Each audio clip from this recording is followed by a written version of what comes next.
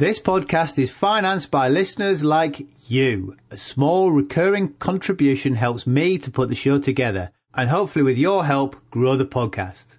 €1, $1, £1 each month from everyone would help me to improve the show. For instance, I could increase my hosting package. I try to keep each episode no longer than an hour, but at times that can be challenging. It would be nice not to worry about my storage quotas.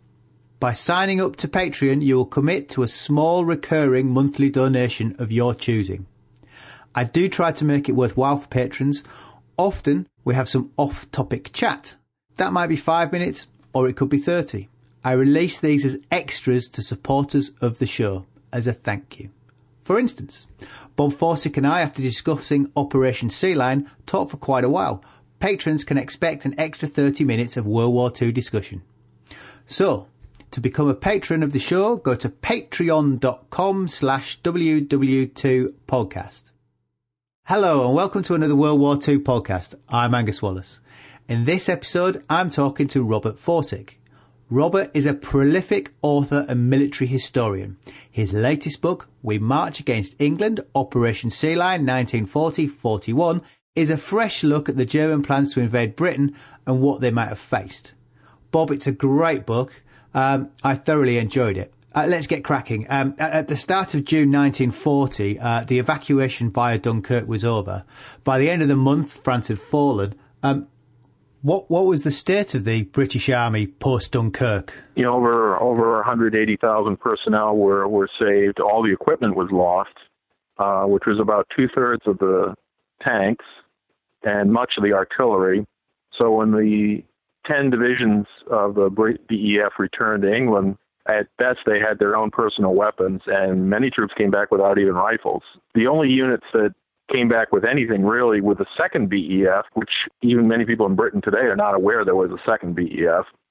And those are the divisions that were sent after Dunkirk, 2 divisions, the 53rd and the 1st Canadian, and some bits and pieces of other units. 1st Armored Division, UK, was also in the 2nd BEF. They were able to bring back a small amount of equipment, including a few tanks, but by and large, the Lord Gort's force, the 10 divisions of the original BEF, came back with their shirts on their backs and a few weapons.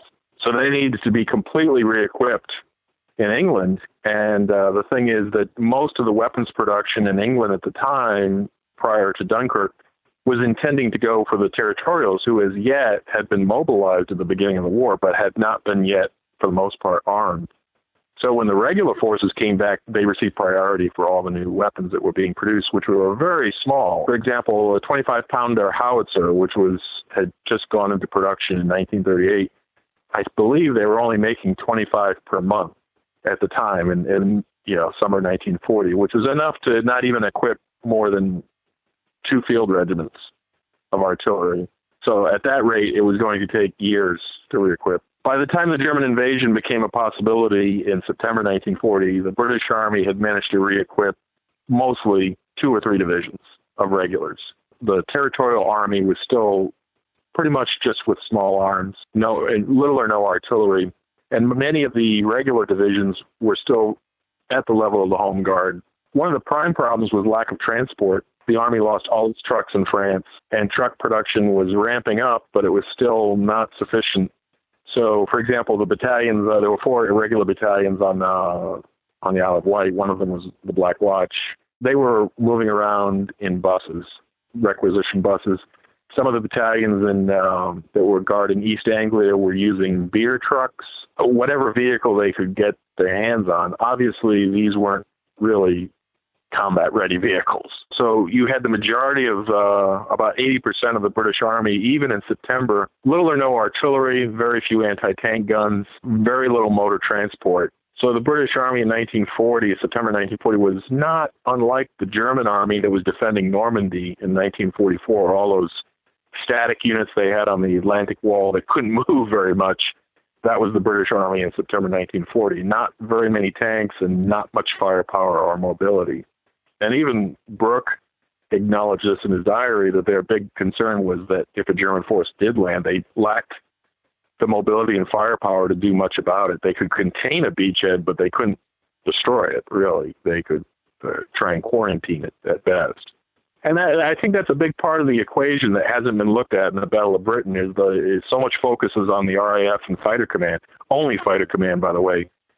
People forget the RAF had Coastal Command and Bomber Command as well, and they're pretty much written out of the story, and I've tried to bring them back into the story, since Fighter Command was actually pretty irrelevant if Sea Lion was actually executed. It was going to occur at night, and Spitfires weren't very useful at night. Had the British ever considered the threat of invasion before the fall of France? Before the First World War, there was a famous book that appeared, I think 1908, The Riddle of the Sands was a famous book that appeared. It was a popular kind of paperback book that came out, and it was a fictional book about a potential German invasion of England written before the First World War. It was, I believe, the invasion was posited as coming in East Anglia around, the turn of the century. It was a very popular book at the time, and in fact, Churchill, I believe, mentioned that he had read it, and a number of members of the cabinet had mentioned that in their youth they had read that. It sort of shaped their outlook on 1940, which in fact caused them to focus on East Anglia, which was not one of the German invasion areas. Yeah, I'd wondered why they'd focused on East Anglia.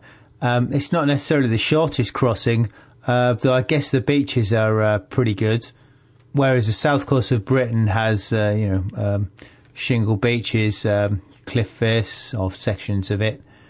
Though I guess you do have the channel ports. Well, of course, the Germans were looking at the shortest distance, so North Sea would have required a transit time for them, of a day, most of a day, whereas at the narrowest parts of the channel, they could get across in as little as about 8 hours with slow-moving ships. But if they used destroyers, which they did in Norway, a lot of people forget that. In Norway, they got all the way to Narvik and landed troops there by destroyer. And a 30-knot destroyer would get across to the Isle of Wight in about 2.5 hours across the channel. So, I mean, that's one of their potential invasion scenarios is to come fast or come slow. Most of the focus to date has been on the slow because that's what the German operation order said they were going to do. That doesn't mean they had to restrict themselves to that. But getting back to the June 1940, Britain after the fall of France, of course, is alone. Actually, of course, they're not quite alone. That in fact, Norway had actually made a very large contribution, which made a big difference for Britain, was that when Norway was invaded, they gave handed over their entire merchant fleet to Britain for the duration of the war, which was actually quite substantial. I believe it was over 5 million gross registered tons of shipping, including a lot of tankers. It's funny because the Norwegian contribution to the British war effort basically canceled out U-boat sinkings from 1940. It made up the difference. Several of the other neutral countries did as well, and occupied countries, but the Norwegian contribution was huge. And of course, during the war, there were something in the neighborhood of 25,000 Norwegian sailors who were working in the merchant marine on the Atlantic routes on the convoys. So that's 25,000 British sailors that didn't need to be there. So, and of course, Britain wasn't quite alone. They had fewer allies at that time, but the ones they had were making some substantial contributions. But it was sort of the mythology of 1940. The few, Churchill's few, of course, Churchill, who I believe was a great politician, probably the greatest democratic politician, I think, of the 20th century. But he had his flaws, and one of them was an attempt to grandstand to create this mythology that, in its own way, neglected the contributions of other, even members of the British war team. I mean, I bring out in my book, the unexploded bomb teams made as big a contribution to saving England in 1940-41 as the Spitfire pilots, because it was a large part of the German campaign against England to use delayed action bombs. It was a technological advance they had made. These delayed action bombs were very quickly shutting down rail traffic in and out of London. This was a technology that was completely unexpected prior to the war.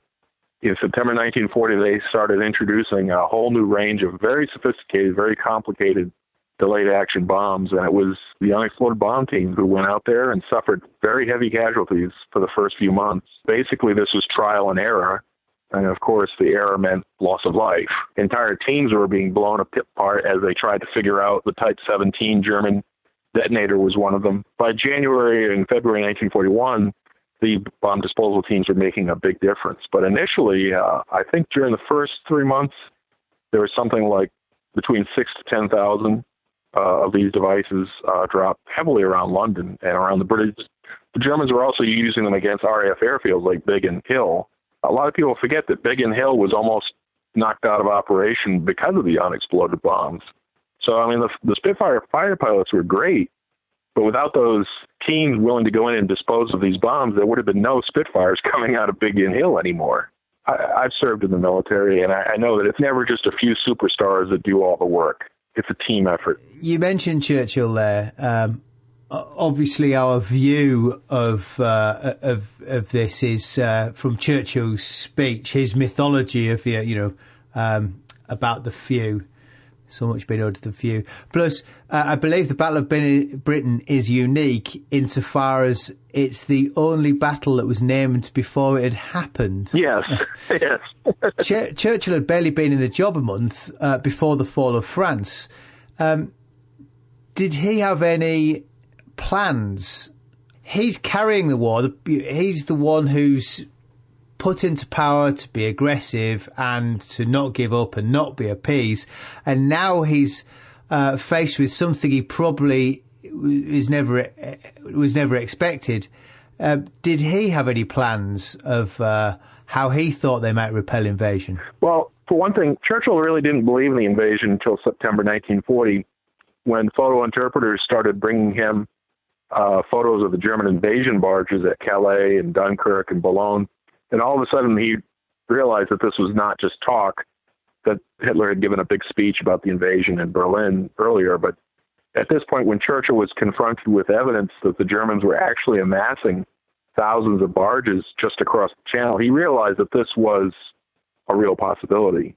Churchill had set in his mind that he was going to wage an aggressive offensive war. He intended to win.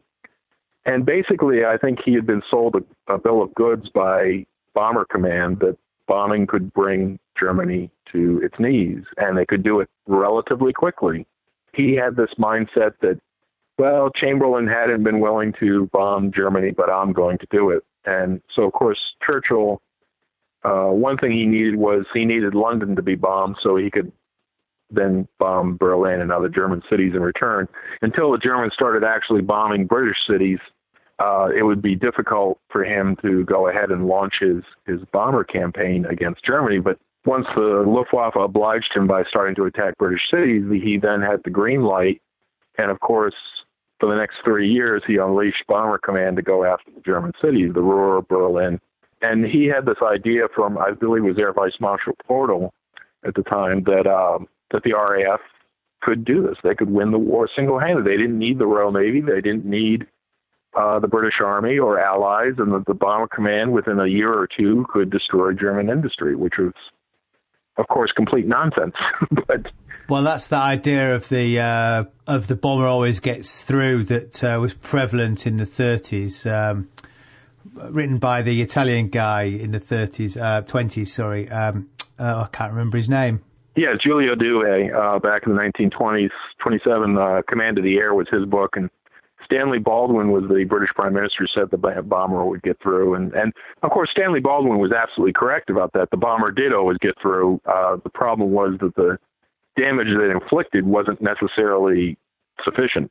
So the German bombers always got through, and London suffered under the Blitz, but it didn't win the war. And the British bombers always got through, but they didn't always hit their targets. So the bomber getting through turned out to be sort of irrelevant. It was relevant to the casualties, but it wasn't relevant to ending the war. Pretty much every military got that wrong. The Americans also invested heavily in heavy bombers. And, of course, by 1944, the RAF had built up a massive force of Lancaster-head bombers, and it didn't win the war single-handedly. To this day, air forces always push this idea that they can win without ground forces or naval forces. It's a conceit that air services around the world seem to share, is that we're more important than everybody else. And, they're also more expensive than some arms, so maybe they shout louder. Well, yes, and they also have support from industry because airplanes cost more to manufacture and they employ more workers to build them. than building infantry weapons or other technology that's generally cheaper. And you know, that argument was being pushed in the 1930s that the bomber is the most important. Of course, the important development is that Britain invested in radar, and so did Germany, but Britain invested in radar. One of the points I bring out in my book that often doesn't get noticed is that chain-home, of course, the chain-home radar sites in England were, of course, a major technological advantage.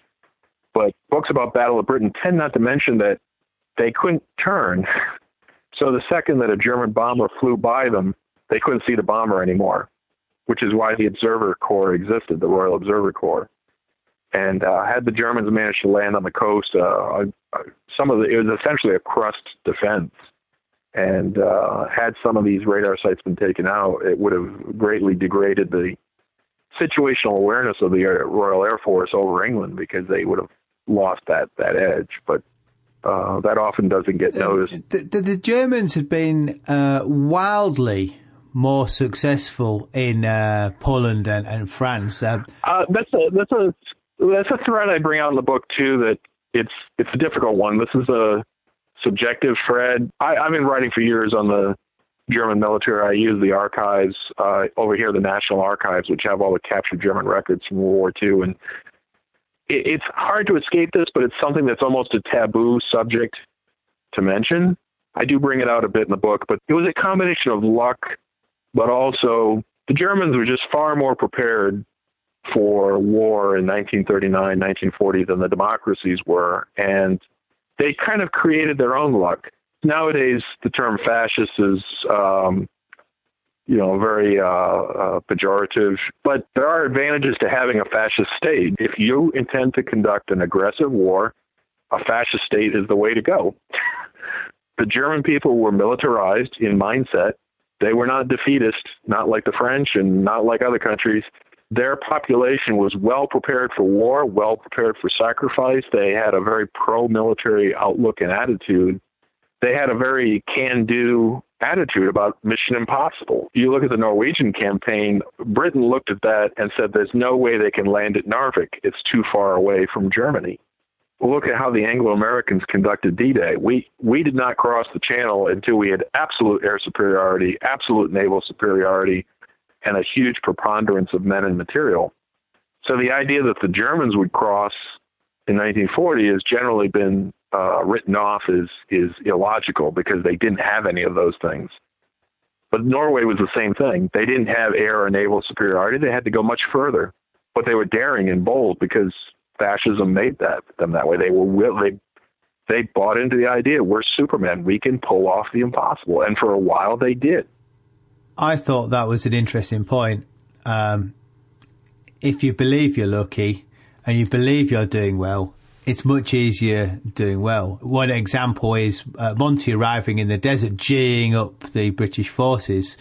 I'm not wholly sold on that argument, but people, talk about, how the morale improved and we saw better results. I mean, it's not wholly that, but as you say, so their whole system was built around sort of the idea of this sort of small unit cohesion, which works very well when your back's against the wall. Yes, the one thing I've always found amazing, the Germans had this concept called Kameradschaften, which is basically, it doesn't translate that well in England, but it's basically looking out for your buddy, looking out for your comrade.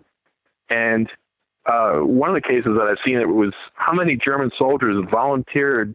There were people who missed, who were away on leave at the time of the Stalingrad disaster, who volunteered to fly back into the pocket so they could be with their units.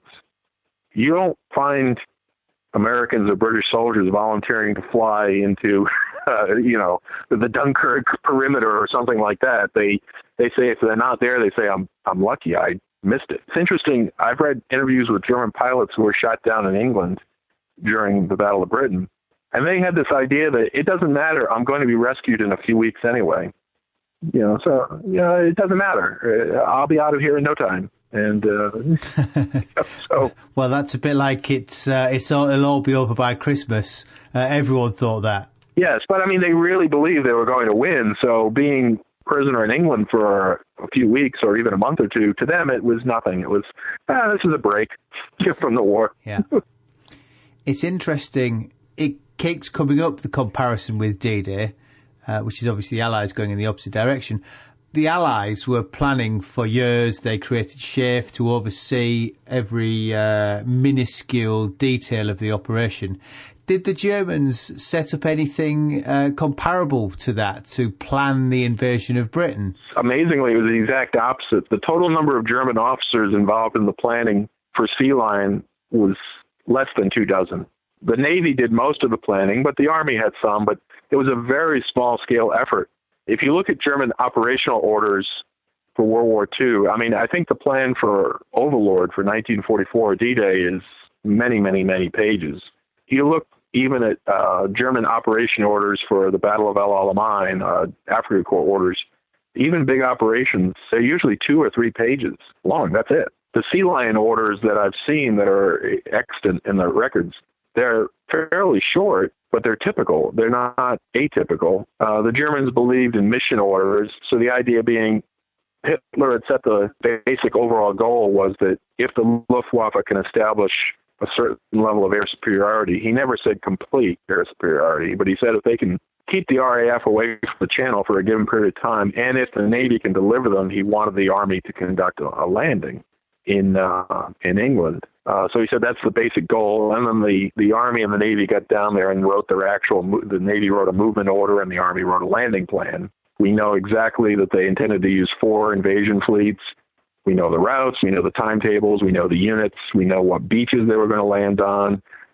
We actually know quite a bit of detail about what they intended to do, down to the names of individual regimental commanders, who are going to land on this beach and be in charge of that beach. So the level of detail is considerably known. That's generally been omitted from even books about Sea Lion. They generally talk about it in fairly generalized terms. But I'm a military analyst by training. So for me, I look at the numbers, the data. Too much of military history tends to be subjective. For me, it's show me the data. What are the numbers? Some of it has to stay subjective, but still, I think that the data and the numbers tell the story. Getting into the 3 main points that I wanted to make in my book was, I don't like the term, breaking myths or anything like that, but basically there's been 3 ideas that have been, I've seen this again and again, that the Royal Navy, if the Germans ever tried to mount an invasion, that the Royal Navy would easily intercept them in the middle of the channel, and it would be this great, gigantic massacre at sea, that they would all be destroyed before getting over. That's kind of the first idea. The second related was that, and Churchill himself said at the time, he said, if any German manages to crawl out of the water, he said the British Army, I forget the exact wording, but he said the British Army will knock the 2 or 3 survivors over the head, and that'll be the end of them.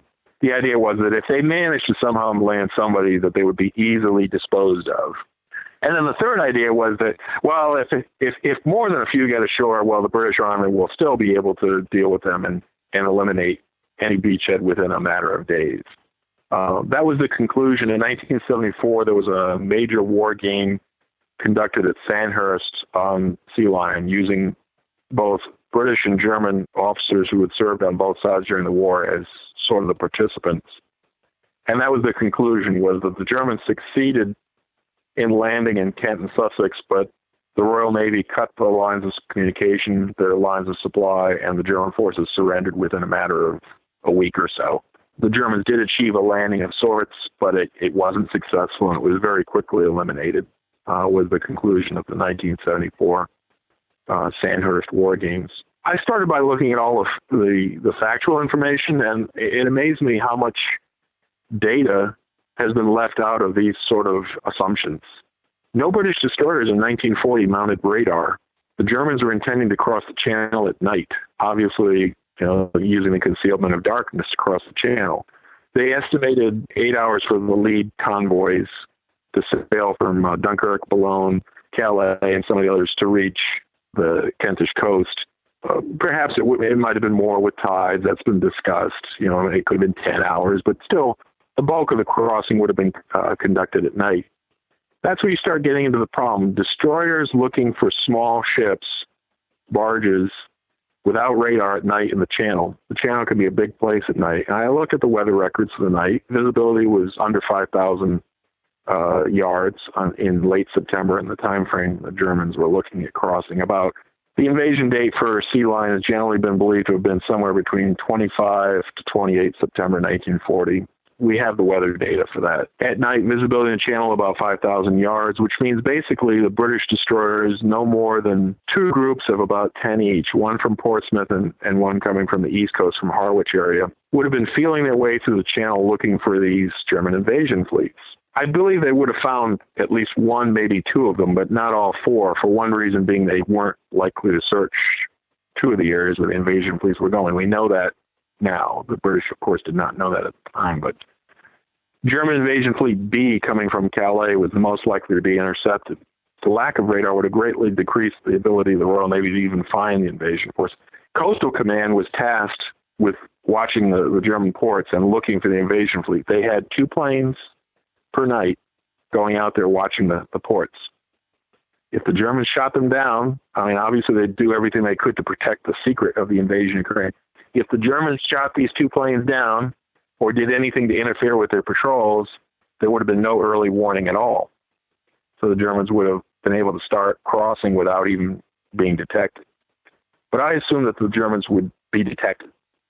That means that the Royal Navy would have to scramble the destroyer forces out of Harwich and Portsmouth to get to the channel, start looking, and then try and guess where they were at a particular time. Of course, the destroyers would want to leave the channel before daylight because that was a rather unhealthy place to be with the Luftwaffe around. The British had already lost a number of destroyers in the channel due to Stuka attacks off Dunkirk. So this was not a healthy place to be in daylight. Basically, in my book, I look at the numbers. I also looked at convoys that the Royal Navy intercepted off Crete. Off Crete in 1941, the Royal Navy intercepted 2 small German convoys, and they shot them up. But they actually didn't destroy either one of them. And again, they didn't have radar at the time, and it was at night. And it was interesting. They inflicted casualties, but certainly not crippling casualties. One German survivor, his small craft was sunk off Crete, and he said it was amazing. Most of the British shells went way over our heads, which brings the second point.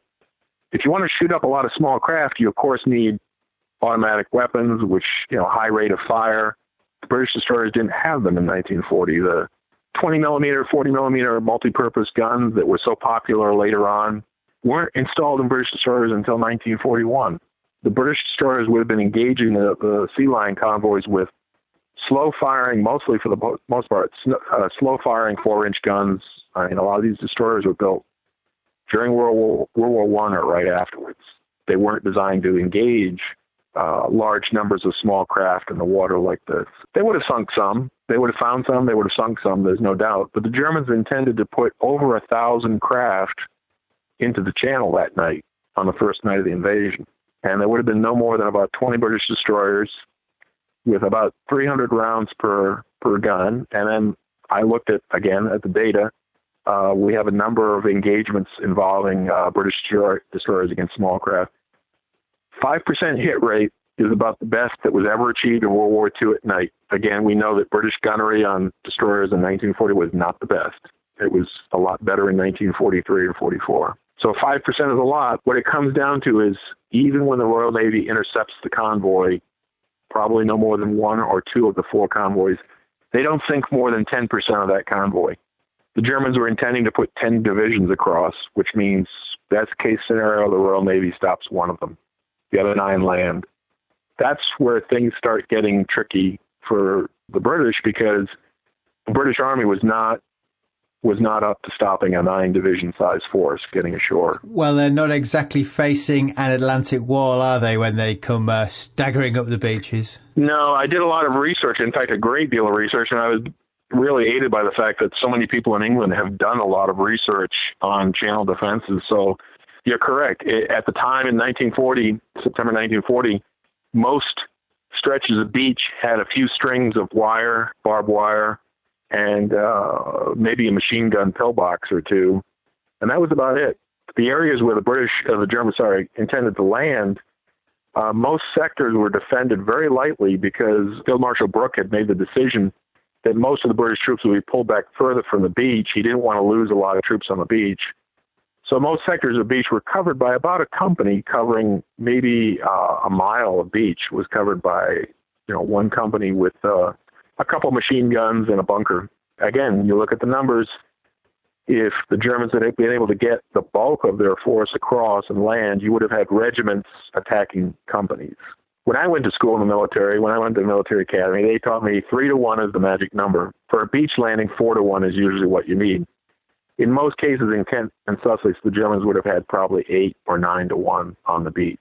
Certainly, I wouldn't want to have been the first German soldiers getting off on the beach. There were some anti-personnel landmines, and usually the first people getting off the boat don't fare very well. I have little doubt in my mind that those numbers don't look good for the defenders. And, of course, in World War II, it's important to remember, can you think of a single amphibious landing in World War II that failed? Everyone ever attempted succeeded. Even the ugly ones like Anzio and Salerno, I mean, they still, the attackers were roughly handled, but they still gained the beachhead. Well, Dieppe would be, would you argue that Dieppe was a success? Well, Dieppe was a raid. They didn't intend it to stay. Well, I suppose. Yes, true. If they kept pushing troops ashore, I think they would have been able to stay, but at great cost. But, so once they got through the thin crust, the British got this mobile reserve. And again, I was thinking about DDay. The Germans were not in a similar situation with their mobile reserve in Normandy, yet they struggled to get their mobile reserve into action.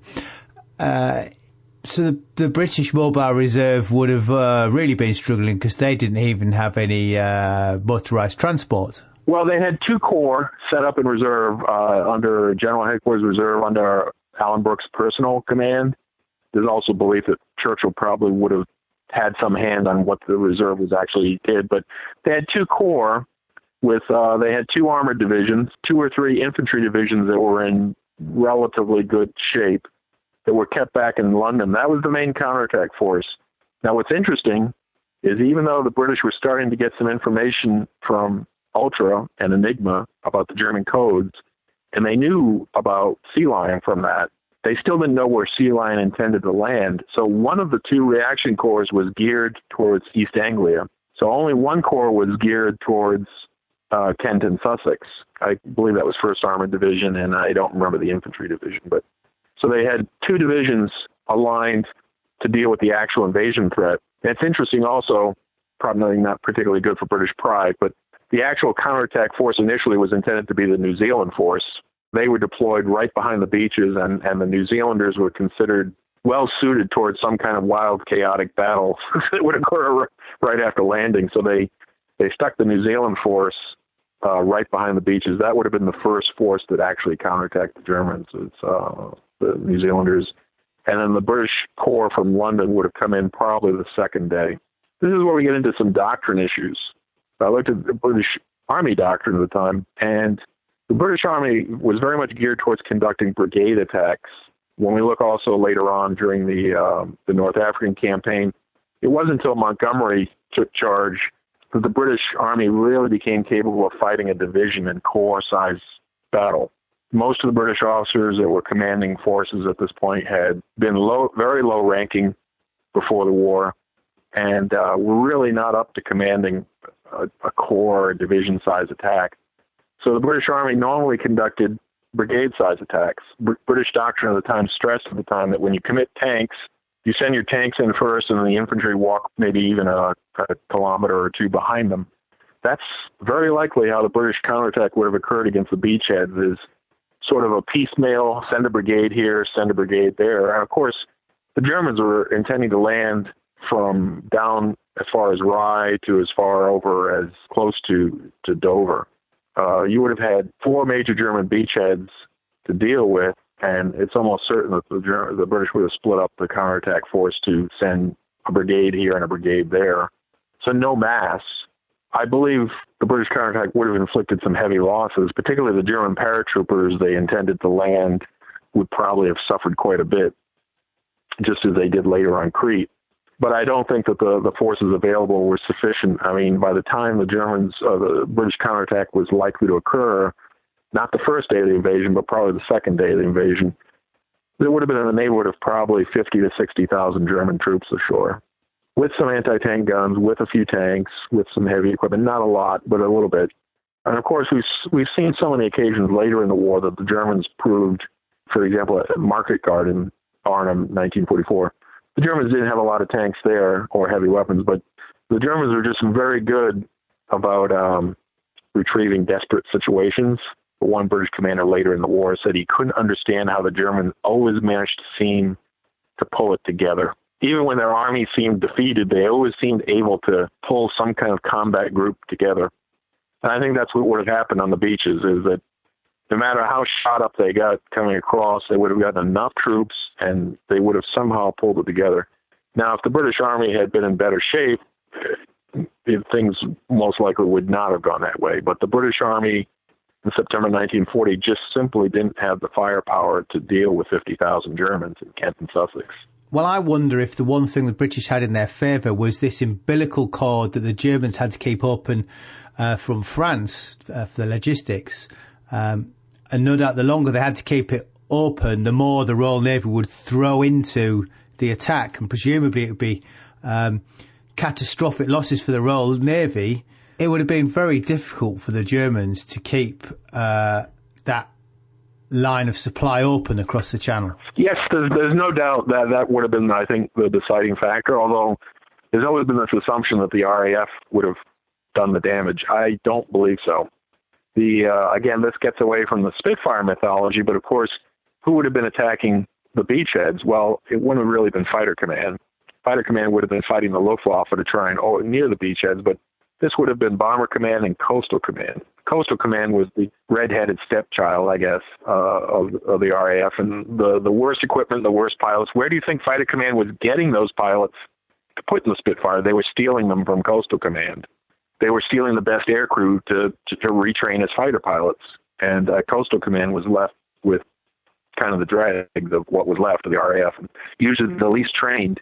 They would have been sending Blenheim light bombers to attack the beachheads. The Blenheims had performed miserably in France. I think they had a 60% loss rate in France, which is why they were pulled out so quickly, was they were just being slaughtered. The Germans had a lot of anti-aircraft. That's one thing they were bringing over in abundance. And of course, German fighters would have been operating around the beachhead too. So the idea of daylight bombing the beachheads, there would have been a suicidal effort by the RAF to do something. And for the first few days, there's no doubt the Germans would have had a lot of transports sunk offshore or while they were loading on the beach. I have no doubt of that. That's probably where they would have suffered much heavier losses than whatever the Royal Navy did in the Channel was at the beachhead, because then they wouldn't have to look for them. They'd know where they were. I think they would have inflicted significant losses. But of course, at the end of 3 or 4 days, I don't think there would have been much of Coastal Command left. That was the problem that happened in France, is the light bombers and the attack aircraft melted very quickly, and they simply weren't anymore. I believe the thing that actually would have hurt the Germans the most long term, this is something that's completely ignored in everywhere else I've seen, is I believe the British submarines would have done far more damage. I think they had about 15 operating in the Channel area at the time, and British submarines actually performed very well in the Mediterranean. They did a bang-up job against Italian convoys going to North Africa. It was primarily the submarines, not the RAF, that interfered with Rommel's supply lines. I believe when you look at the Channel, it would have been very difficult for British destroyers or surface ships to operate for any length of time in the Channel against German lines of communication. But submarines could operate there 24 hours a day, 7 days a week. The Luftwaffe really couldn't bother them very much. They could have been, I think, doing quite a bit to interposing themselves between the main German ports and the beachhead. I believe in the long run they wouldn't have sunk, they wouldn't have sunk everything. But the important thing is, for Sea Lion to succeed, it wasn't enough for the Germans to gain a beachhead. I believe they could do that. I don't believe the Germans would have had the ability to push armored divisions, panzer divisions, across the Channel. By the time they got around to that, which was estimated to be about 10 days after the initial landing, I don't think they would have had enough shipping left to support, because, of course, moving a armored division across the Channel requires far more shipping than infantry.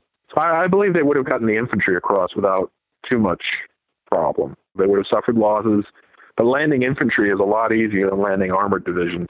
So I think that's where the German plan starts falling apart, is they had the ability to see the beachhead, put infantry ashore, and I don't think the Royal Navy could really prevent that. It would have required much better technology in terms of radar and weaponry and the forces that the Royal Navy had maybe in 1944, but not in 1940. So you would have had a large force land, but the real problem was the Germans couldn't sustain this force in England, and they couldn't land a sufficient force to finish it in England. So that's why the British Army was 2 beachheads, but the Germans ultimately would be too weak to break out of the beachhead. So you end up with this stasis at some point where it looks probably not unlike Passchendaele, where the lines become fairly fixed in Kent and Sussex. The Germans can't break out, but the British can't break in. And at that point, it's not the war that we recognize, but I think based on the capabilities available, neither side had the ability to win a decision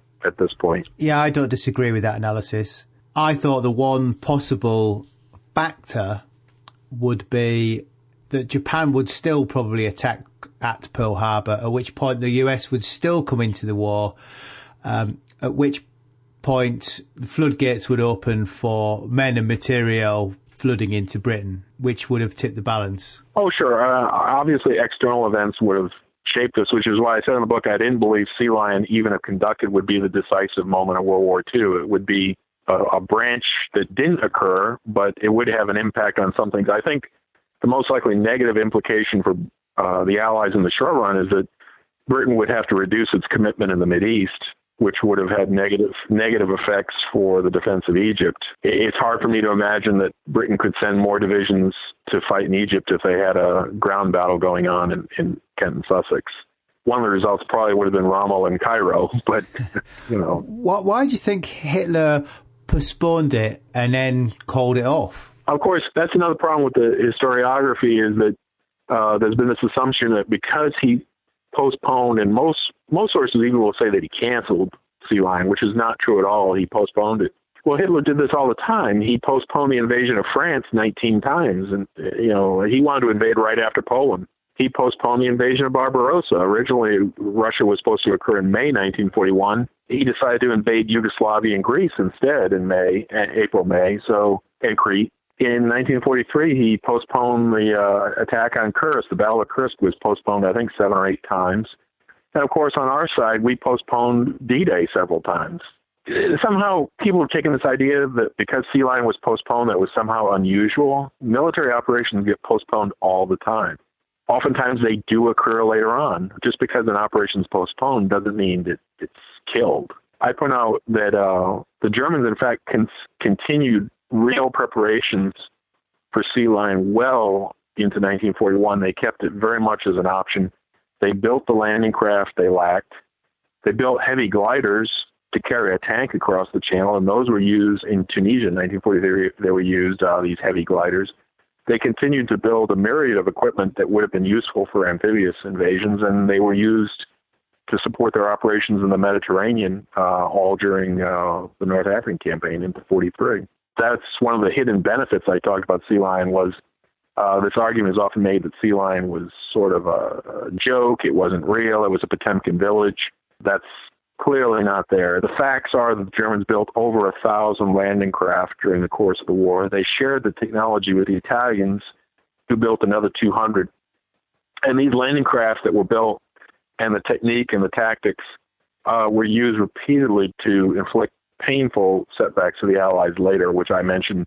The Dodecanese campaign off Greece in 1943 was really the last major British defeat of World War II. Churchill kind of stuck his neck out a little too far there.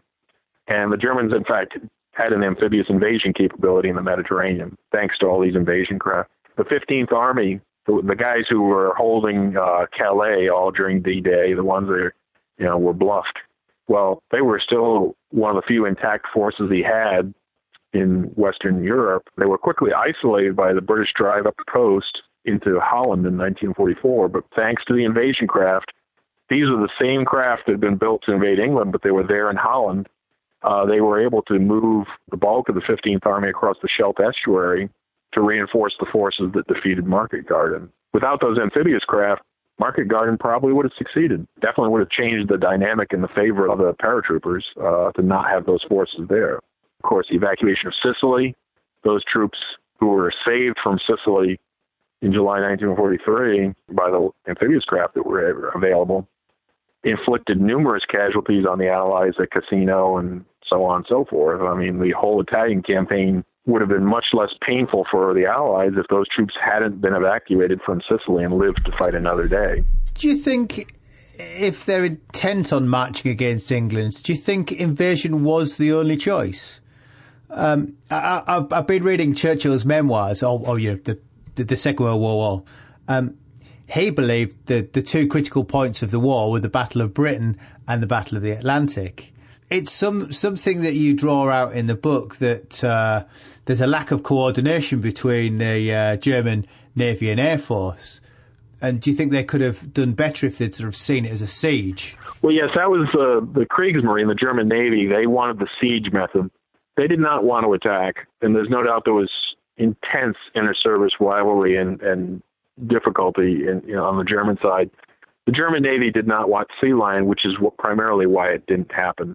They did not like the losses they suffered in Norway.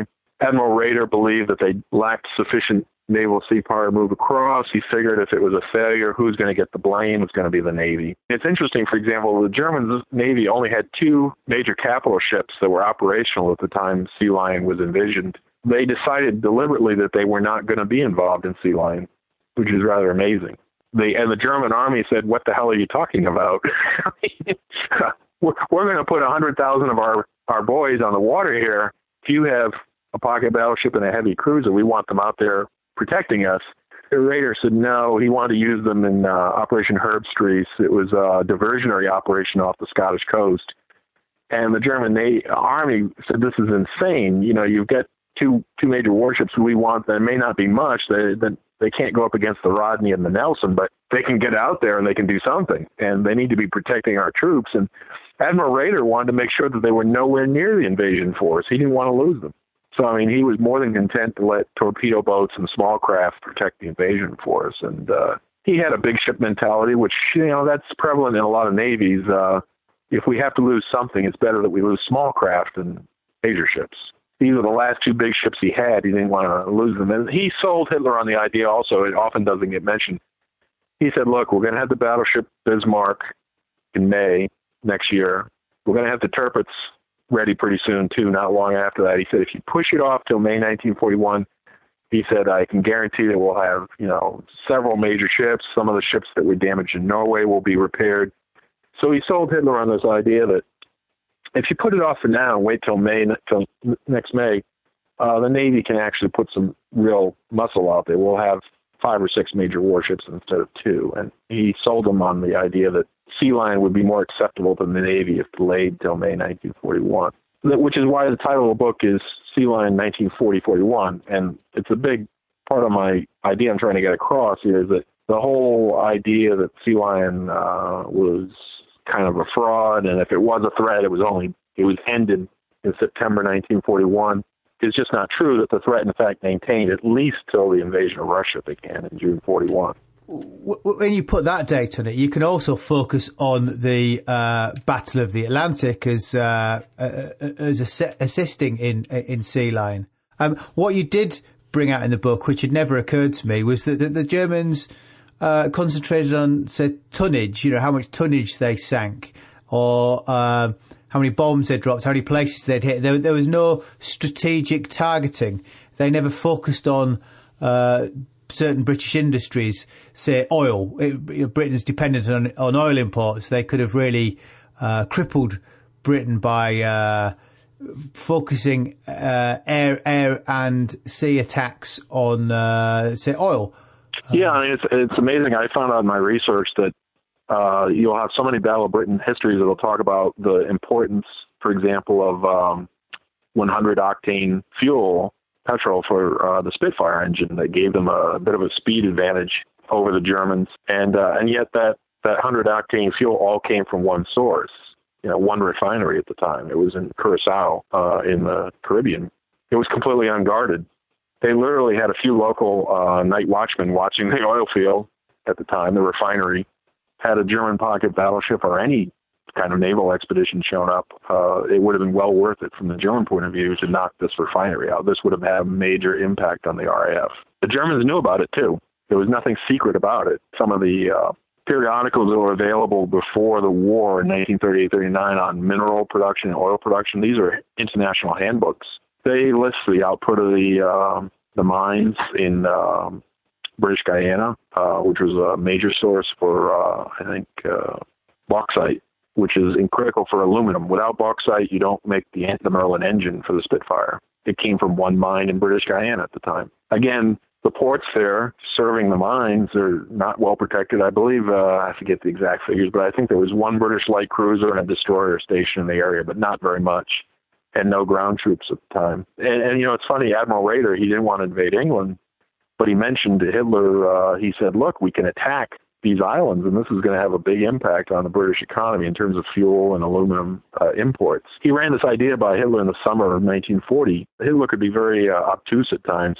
Amazingly, Hitler said, we can't do that. He said, this could make the Americans angry, because we conduct an operation in the Western Hemisphere. He eventually okayed the operation. The islands, in fact, were at Trinidad. They did a U-boat operation later in late 1941, just after America had come in the war. They did the attack on the islands, and they were big failures. They sank some tankers, but by that point, the British had put defenses on all these islands. They hastily sent a battalion out to guard Trinidad, I believe, and submarine chases and things of that sort. So the defenses, by the time the Germans actually did the effort, it was too late.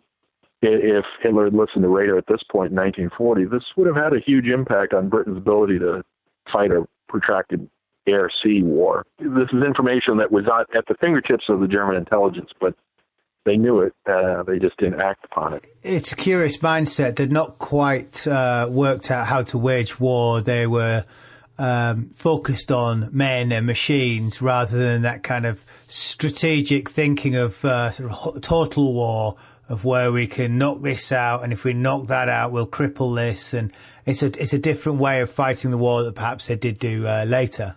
Oh, yes.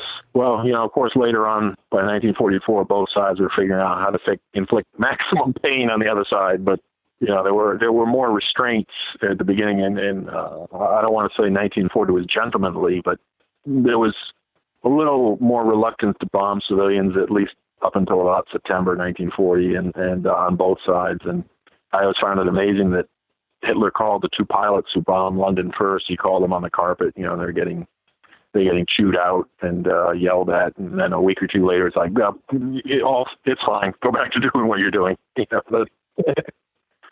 Of course, he was concerned that the morale in Germany would suffer if Berlin was bombed. But do you think the Royal Navy was prepared to defend the Channel in case of invasion? The Royal Navy in 1940 was not eager to stop Sea Lion. They were willing to commit destroyers, but Admiral Forbes was the commander of the Home Fleet at the time, and Churchill had to personally order him to move ships forward from Scapa Flow down to Royce for forward basing, and they put one battleship, the old battleship HMS Revenge, was down at Portsmouth, but the Royal Navy was very reluctant to risk any capital ships in the Channel area. They said they're going to get bombed.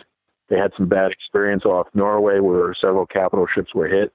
I remember when I was a kid reading World War II histories in the 60s, when Sea Lion was even brought up, there was this idea that, the Nelson and the Rodney will be down there in the Channel and just blast them to smithereens, There was never any possibility that Nelson and Rodney would ever be committed in the Channel to sink barges. Another thing I bring out, the magnetic mine issue was bigger than it's generally been acknowledged. The Germans had developed these magnetic mines, which were actually very advanced for their day, and that was part of the blockade strategy, the siege strategy around England, was that if we can use these on the sea, we'll cut off the British ports. The execution was flawed. They did sink a certain amount of British shipping, and they did cause some trouble. The Germans did the mistake that so many countries do when they develop a new weapon, like British tanks in 1915. You get a few of them and they use them right away instead of building up a stockpile. The Luftwaffe started using these magnetic mines when they only had I think 3 or 4 dozen of them. And unfortunately, one of them was recovered intact, and the Royal Navy was able to figure out a way to defuse them and defeat them. The initial version.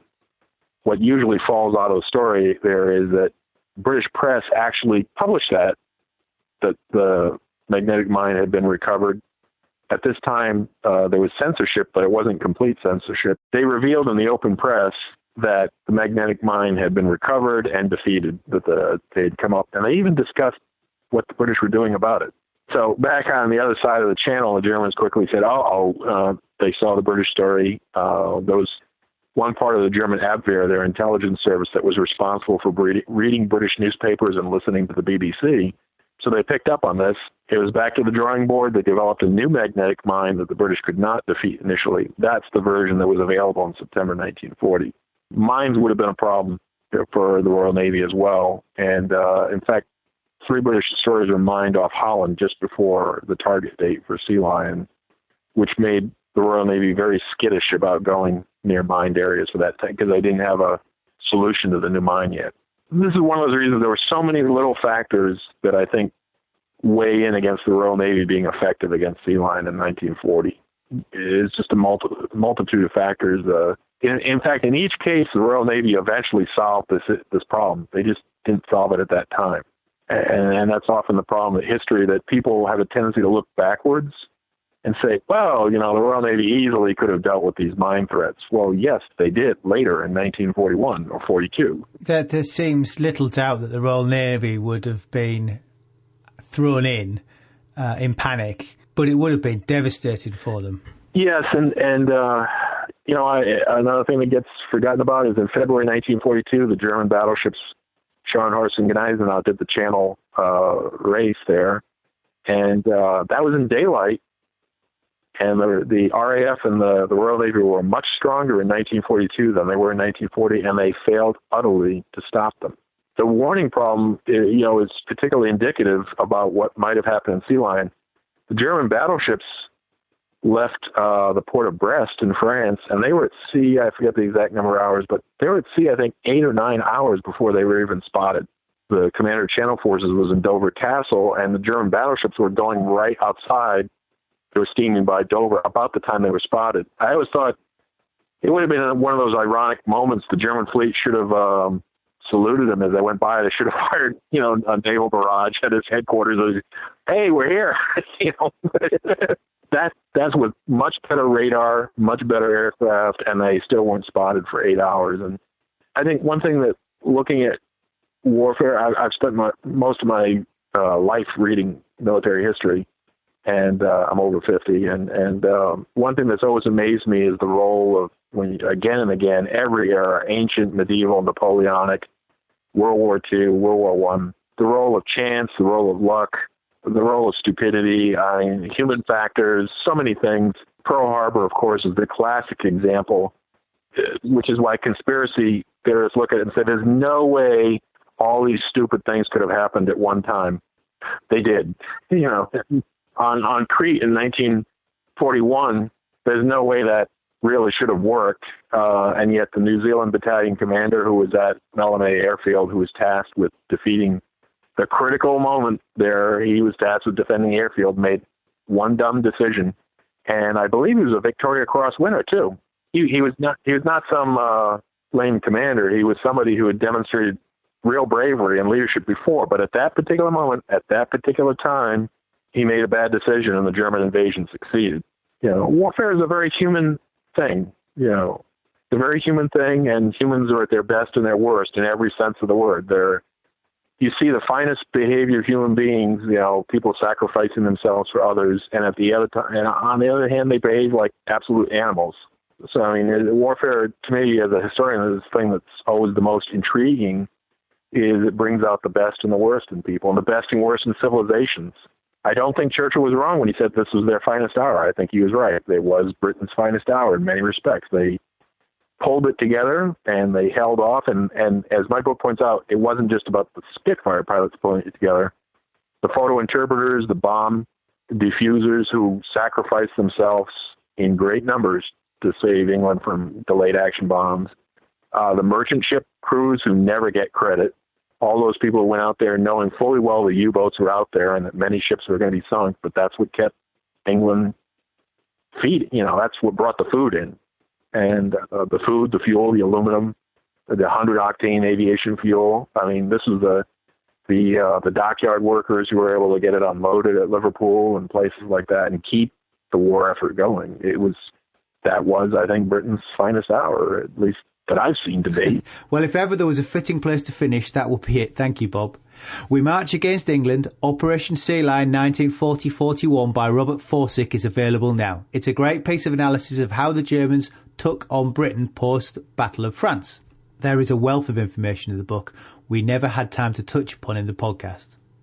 I'll put a link for the book on the website. That's it for now. Don't forget, if you want more World War II, show your support for the podcast on Patreon by going to patreon.com/WW2podcast. You then have access to the extras. Until next time, I'm Angus Wallace, and thanks for listening.